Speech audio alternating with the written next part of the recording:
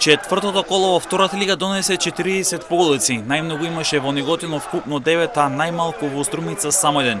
Екипата на Каменица Саса со убедливи 1-8 го декласираше тимот на Вардар Неготин, откако доживеа вистински дебакал, а голем пораз доживеа преспад, кога беше поразна во Гевгелиот Кожов со 7-1.